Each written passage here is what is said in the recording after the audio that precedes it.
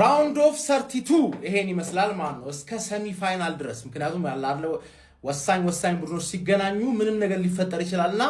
ከዛ በኋላ እናንተ ራሳችሁ ተወስኑታላችሁ ግን እስከ ሰሚ ፋይናል ድረስ ልገምትላችሁ ሴቭ አድርገው ይሄን ቪዲዮ ነው ማለት ሴቭ አድርገው ጀርመን ከፓራጓይ ጀርመን ተጨንቃ ታልፋለች ፓራጓይ ቀላል ቡድን አይደለችም አንዴ ከከፈተቻት ታከታትልባታለች ከከበራት ደግሞ ተጨንቃ እንደምንም ብላ ታልፋለች ይሄን ዙር ብዬ ገምታለሁ ፈረንሳይ ስዊድንን ለቁርስ ትበላታለች ምንም ሊል አልችልም ዛሬ ማታ ሳውዝ አፍሪካ ከካናዳ አላቸው ካናዳ የመጀመሪያ ኳታርን ያጋዩበት ጨዋታ ነው እንጂ ከዛ በኋላ ያን ያህል አላስደመሙም ገባለ ሳውዝ አፍሪካ ነው እንደውም እየመጣ ፕሮግረስ እያደረገ በመጣ ቁጥር ቶርናመንቱ እየተነከረች የመጣችው ተጨንቃ የሆነ አንድ ለባዶ ወይ ደግሞ ኤክስትራ ታይም ላይ ወይ በፔናልቲ ሳውዝ አፍሪካ የምታልፍ ይመስለኛል ማለት ኔዘርላንድ ከሞሮኮ ይሄ በጣም ከባድ ጨዋታ ነው ግን ሞሮኮ ነው የምታልፈው ሞሮኮ ታልፋለች ፖርቹጋል ከክሮኤሺያ እንኳንም በዚህ በኩል አልሆንም ማለት ነው ገርፋችሁ ልታስወጡና ረባኪ ፖርቹጋል ከክሮኤሺያ እኔ ክሮኤሺያን ማለፍ እንችል ይመስለኛል ገባርለ ክሮኤሺያን እናልፋለን ምንም ማለት አንችልም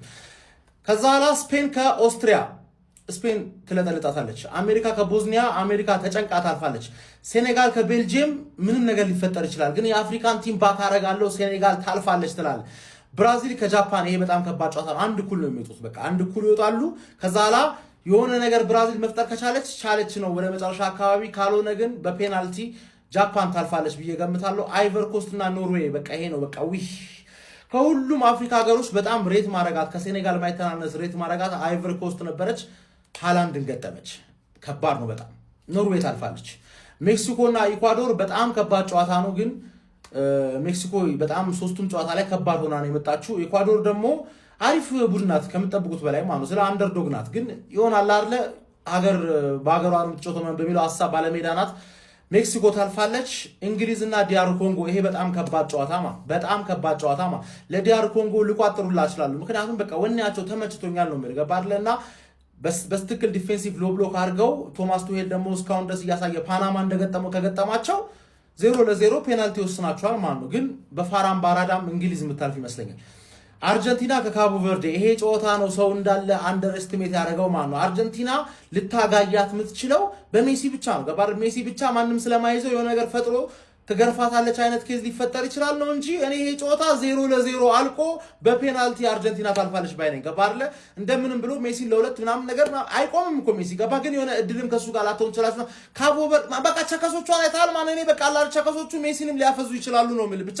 መጨረሻ ላይ በፔናልቲ ይሸነፋሉ እሱም ደግሞ የሚያኮራቸው ውጤት ነው ብዬ ገምታለሁ አርጀንቲና ታልፋለች ከዛ በኋላ ኢጂፕት የተሻለች ቡድን ናት ብዬ ስለማስብ ኢጂፕት ገርፋ ታልፋለች ስዊዘርላንድ ከአልጄሪያ ይሄ በጣም ከባድ ጨዋታ ነው ለአልጄሪያ ለስዊዘርላንድም ገባርለ ግን ስዊዘርላንድ አውስትሪያን አልጄሪያ በጣም ተፈታትናታለች ግን ስዊዘርላንድ የበለጠ ኤክስፒሪየንስ ያሉ ተጫዋቾች አላቸው ግራኒት ዣካ ብቻ ሳይሆን ሌሎችም በጣም ብዙ ልምድ ያላቸው ተጫዋቾች አሉ ስዊዘርላንድ ምታልፍ ይመስለኛል የመጨረሻው ጨዋታ ደግሞ ኮሎምቢያ ከጋና እኔ ጋና ይከብዳታል ብዬ ገምታለሁ ጋና ይከብዳታል ምክንያቱም አላርለ ለ0-0 ከተጫወተች ነው ተስፋ ያላት እንጂ ኮሎምቢያ በጣም ትላንት በተለይ ካየሁት ከሆነ በጣም የተሻለች ቡድን ናት ኮሎምቢያ ታልፋለች 1-0 ምናምን ወይ 2-1 አሸንፋማ ከዛላ ወደ ሰሚ ፋይናል የሚያልፉት ወደ ኳርተር ፋይናል የሚያልፉት ጋር ስንመጣ ፈረንሳይ ጀርመንን ትገርፋታለች ሞሮኮ ሳውዝ አፍሪካን ታሸንፋታለች ሳውዝ አፍሪካም ግን ልታሸንፍ ይችላል ሞሮኮ ከዩሮፒያን ሀገር ነው እንጂ ከአፍሪካን ሀገሮች ጋር ያን ያህል ዶሚናንት አይደለችም ብቻ አንድ አፍሪካ ሀገር ኳርተር ፋይናል እንደሚገባ በዚህ በኩል አረጋግጥን ማለት ስፔን ፖርቹጋልን የምታስቀይማት ይመስለኛል በቃ በጣም ሲያሳዝን ለሚን የማን ለወንድሜ ሜሲ ስል ምናምን ነገር ሚል እየመሰለኝ ነው ግን እስቲ እኔ እንጃ አውስትሪያ ለምን ስፔን አጥልልን ገባር ብጥልልን ደስ ይለን ነበር ስፔን እንበለው በቃ ችግር የለውም አሜሪካና ሴኔጋል ደግሞ አሜሪካ ሴኔጋልን ታሸንፋታለች አሜሪካ ባይዘይ ፖቺቲኖ የሚገርም እንደ ቡድን እንደ ክለብ የሚጫወት ቡድን ነው እንትን ያለው ስለዚህ አሜሪካ ኳርተር ፋይናል ሆስት ሀገርም ስለሆነች የሆነ ነገር ታደርጋለች ብዬ ገምታለሁ ጃፓን ከኖርዌይ ጃፓን ተወጥራለች ግን ኖርዌይ የምታልፍ ይመስለኛል ሜክሲኮ ከእንግሊዝ ደግሞ አሁን የሜክሲኮ ጉዞ በእንግሊዝ የሚቀጭ ይመስለኛል ማለት ከዛ ኋላ አርጀንቲና ግብፅን ታሸንፋለች ኮሎምቢያ ደግሞ ስዊዘርላንድ ታሸንፋለች ማለት ከዛ ኳርተር ፋይናል ስንመጣ ደግሞ ፈረንሳይ ሞሮኮን ትለጠልጣታለች ማለት ነው ከዛ ኋላ ስፔን ደግሞ አሜሪካን ታስወጣታለች ስለዛ ፍራንስ ስፔን በዚህ በኩል ደግሞ ጃፓን እና እንግሊዝ ነው ያለፉት። እንግሊዝ ዚስ ታይም ጃፓን ትገታታለች ብዬ ገምታለሁ። ግን ጃፓን ዲፌንሲቭሊ የሚገርም ቡድን ናት። እንግሊዝ ከወደቀች እዚች ጋር የምትወርቅ ይመስለኛል። ግን ስቲል እንግሊዝን አሳልፋታለሁ። እዚህ ጋር ደግሞ አርጀንቲና ኮሎምቢያን አሳምና ትገርፋትና ታልፋለች። ስለዛ እንግሊዝ፣ አርጀንቲና፣ ስፔን፣ ፍራንስ ይሄ ነው ሰሚ ፋይናል። ፈረንሳይና አርጀንቲና ወይ ደግሞ ፈረንሳይና እንግሊዝ ለዋንጫ የሚደርሱ ይመስለኛል። ስፔን ፈረንሳይን ካሸነፈች ዋንጫው ይሷ እመነኝ ነው ማለት